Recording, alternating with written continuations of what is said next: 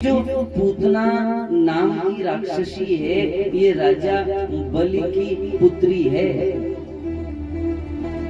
जब वामन अवतार में भगवान गए थे तो पहली बार देखकर बड़ा मोहित हुई। सोचने लगी वो माँ कितनी धन्य है जिसने ऐसे बालक को जन्म दिया। मातृत्व प्रेम तब उमड़ाया और जैसे ही भगवान ने 3 पगों से सब कुछ ले लिया तो फिर मन में बैर हो गया है, फिर मन में क्रोध आ गया है, इसलिए पूतना बन कर आई। राजन मेरे लिए क्या आज्ञा है, ये पूतना जाओ इस मथुरा में, इस ब्रज में आज से 10 दिन पूर्व 10 दिन बाद तक जो भी संतान जन्म लेना तो उनका वध कर देना। मनुष्य माया के वशीभूत होकर कितना अपराध कर लेता है समझ नहीं पाता। क्षणिक सुख मात्र के लिए जीव मात्र का विनाश करना चाहता है महाराज। क्षणिक आनंद के लिए अभिमान से कभी झुकता ही नहीं। क्षणिक आनंद,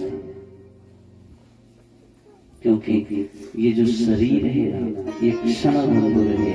ये जो अवस्था है ये हमेशा स्थिर नहीं रहती। आज जिस शरीर पर अभिमान करते हैं ना, बुढ़ापे में उसी शरीर से समस्याएं पैदा हो जाती हैं, फिर अभिमान किस बात का। और कंस की बातों को सुनकर ये पूतना तो हर घर में जाकर बच्चों का वध करने लगी है। वध करके ये गोकुल को जा रही है। अष्टमी को भगवान का जन्म हुआ। नवमी की प्रातः से उस ब्रजमंडल में सुंदर महोत्सव मनाया गया और द्वादशी को भगवान भोलेनाथ आए दर्शन करने के लिए। अब बाबा के रूप में आए हैं। खूब गले में सर्प है, सिर पर जटा बधी है, बागंबर पहना है, डमरू बजाते बजाते द्वार पर आए। माँ ने समझा कोई भिक्षा मांगने बाबा आए। माँ तो भिक्षा की थाल लेकर आई है। बाबा ने कहा भिक्षा नहीं चाहिए। तो बाबा क्या चाहिए? मुझे तो एक बार अपने लाल के दर्शन मात्र करा दे बस। मैया ने कहा बिल्कुल नहीं, ऐसा स्वरूप देखकर अरे मेरा लाला तो डर जाएगा महाराज। ए बाबा जी, आपने अपना स्वरूप देखा कभी? गले में सर्प लटकाया। भगवान कहने लगे मैया तू जानती नहीं, मैंने तो गले में सर्प लटकाया, वो तो शेष नाग पर सोता है। मैया ने कहा कैसी अटपटी बात कर रहे हो, 3 दिन का तो बालक है मेरा, वो कहाँ सर्पों पे सोता है। मैया ने कहा बाबा जो चाहिए वो मिलेगा, परंतु दर्शन नहीं कराओ। बाबा ने कहा बिना दर्शन के जाएंगे नहीं, हम तो दर्शनों के लिए आए। मैया नहीं मानी। बाबा लौट कर जाने लगे और जैसे ही जाने लगे ना, अंदर से लाला रोने लगे जोर जोर से, क्योंकि समझते हैं अगर भोले बाबा बिना दर्शन के चले गए तो उनके मन को पीड़ा होगा। जब खूब जोर जोर से रोने लगे, एक सहेली ने कहा लगता है लाला को नजर लग गई है। और जो बाबा लोग होते हैं ना, इनको नजर उतारना आता है, इसलिए जाओ बाबा जी को बुलाओ। मैया तो दौड़ दौड़ कर अरे बाबा जी सुनो सुनो, बाबा जी सुनो।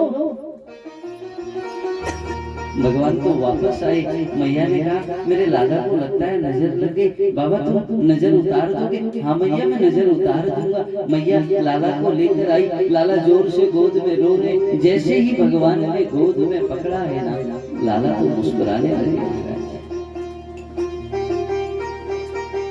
बाबा बड़े प्रसन्न हुए। भोले बाबा वहां से विदा लेकर गए और नंद बाबा मथुरा कंस को कर देने के लिए जा रहे हैं। ये कर देने के लिए मथुरा में गए हैं। वहां मथुरा में कंस को कर दिया। कंस को कहा अरे महाराज भोजराज, मेरे घर ना मुझे पुत्र की प्राप्ति हुई है, मुझे 2 पुत्र मिले। कंस तो बड़ा प्रसन्न हो, कह रहे हैं नंद बाबा हमारा तो तुम्हारे पुत्र को आशीर्वाद है, हम तो चाहते हैं वो बड़ा सम्राट बने। समझता नहीं मैं अपनी मृत्यु को ही आशीर्वाद दे रहा हूँ। कह रहे हम तो चाहते हैं नंद बाबा कि आपका जो लाला है ना वो पूरा राजा बने, वो तो पूरे धरती पर राज करे, हमारी शुभकामनाएं हैं। नंद बाबा ने प्रणाम किया, वहां से देवकी और वसुदेव के पास गए। वसुदेव महाराज से प्रणाम किया, कहा हे महाराज मैंने सुना है कि उस भोजराज ने तुम्हारे 6 पुत्रों का वध कर दिया। वसुदेव महाराज समझते हैं इस बात को, कहने लगे हे नंद बाबा ये तो विधि का विधान है, परंतु कोई बात नहीं, आपका पुत्र भी तो मेरा ही पुत्र है ना। नंद बाबा तो प्रसन्न होकर कहने लगे हाँ हाँ हे वसुदेव महाराज आपका ही तो पुत्र है। और इधर ये पूतना आ रही है, हर घर में जाती है, छोटे छोटे अबोध बच्चों का वध करती हुई आ रही है। आज नंदरानी अपने महल में बैठकर सुंदर उत्सव की तैयारी कर रही है, और ये पूतना जैसे ही आंगन में आई समझ गई इस वेश में अगर मैं अंदर चली गई तब तो मुझे सब पहचान लेंगे। स्वरूप बदल दिया, सुंदर व्रजांगना का स्वरूप बनाया, सुंदर सखी का स्वरूप, सुंदर श्रृंगार किया है, मानो ऐसा श्रृंगार किया जैसे स्वयं साक्षात लक्ष्मी आ गई हो धरा पर।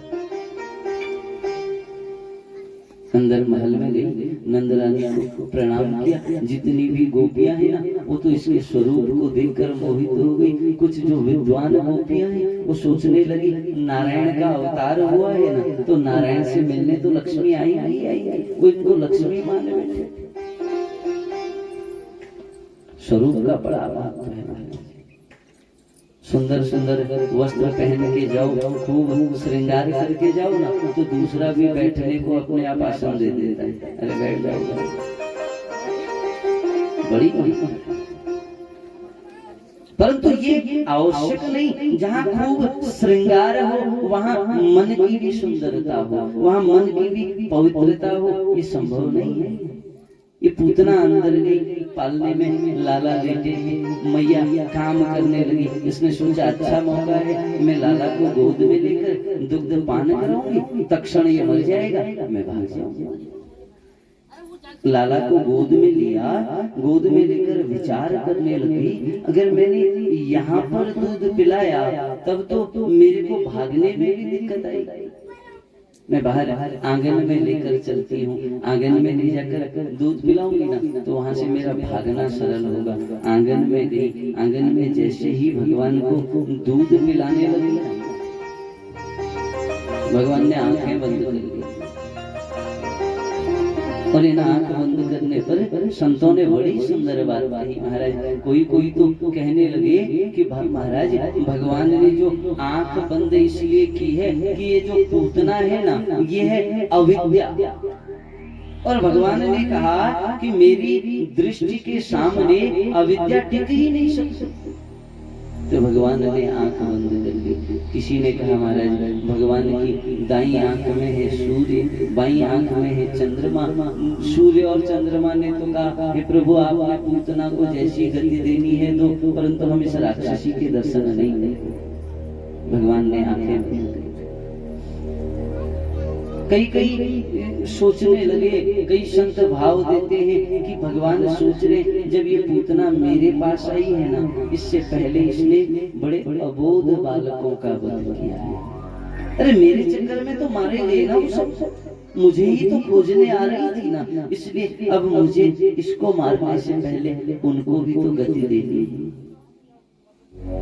भगवान ने आंख बंद किए, भगवान ध्यान लगाने लगे।